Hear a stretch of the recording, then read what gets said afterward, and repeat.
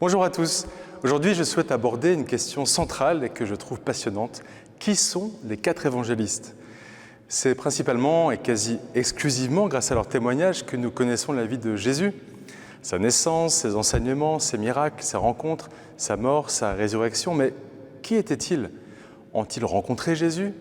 Leurs témoignages sont-ils concordants ou tout simplement fiables? Tout d'abord, où trouver leurs récits? Dans une Bible chrétienne, il y a 2 grandes parties, l'Ancien Testament et le Nouveau Testament.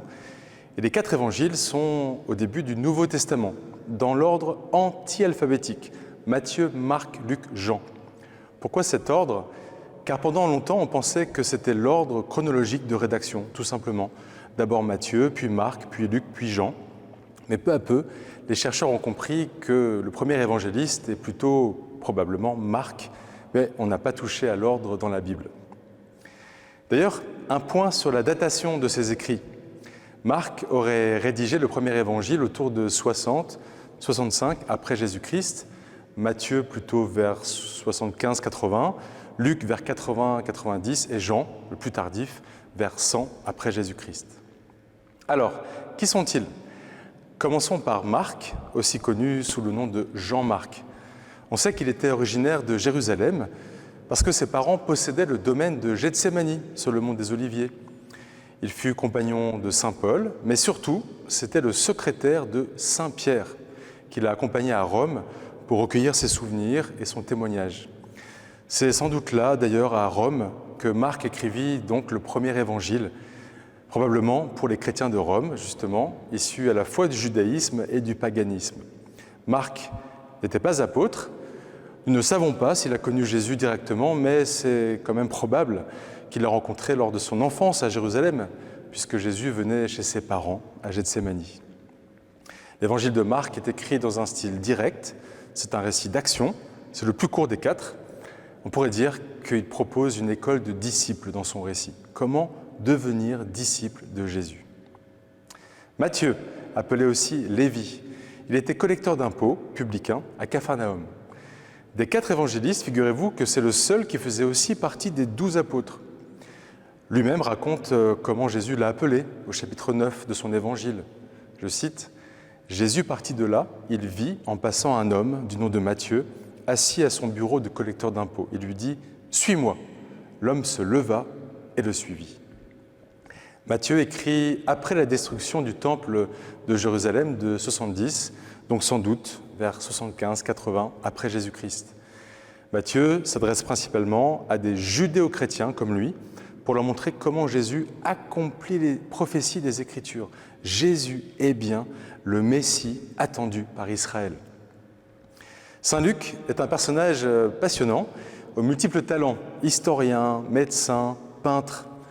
Il était païen, il a été converti, peut-être en rencontrant saint Paul, puisqu'il a été compagnon de saint Paul sur ses chemins. Luc a l'originalité d'avoir écrit une suite à son évangile, les Actes des Apôtres. Il raconte dedans la vie des premiers chrétiens.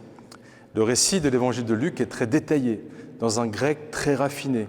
Luc est très attentif aux pauvres, très attentif aussi aux femmes. Il se montre bouleversé par la compassion de Jésus, si bien qu'on appelle parfois son évangile « l'évangile de la miséricorde ». Luc écrit probablement à Antioche, vers 80-90, surtout pour des nouveaux convertis comme lui.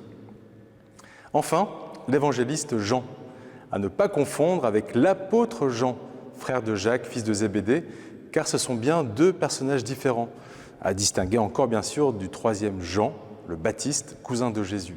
Donc, Jean l'évangéliste est originaire de Jérusalem, pas de Galilée. Il est d'une famille sacerdotale, il est le disciple bien-aimé. Nous ne savons pas précisément comment Jean a rencontré Jésus, mais sans doute lors des nombreux séjours de Jésus à Jérusalem pour les pèlerinages, plusieurs fois par an. C'est dans la maison de Jean l'évangéliste que Jésus rassemble ses disciples pour le dernier repas, la dernière scène. Jean est aussi l'auteur de 3 épîtres et de l'Apocalypse. Les 3 évangiles de Matthieu, Marc, Luc ont bien sûr des variantes, mais ils suivent à peu près tous les 3 le même plan chronologique. D'ailleurs, on peut les mettre en regard les uns avec les autres.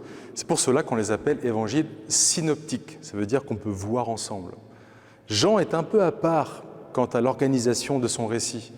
Il construit le récit autour de 7 signes, 7 miracles si vous voulez, en développant aussi des rencontres clés et en développant aussi beaucoup la semaine sainte, la passion, la résurrection.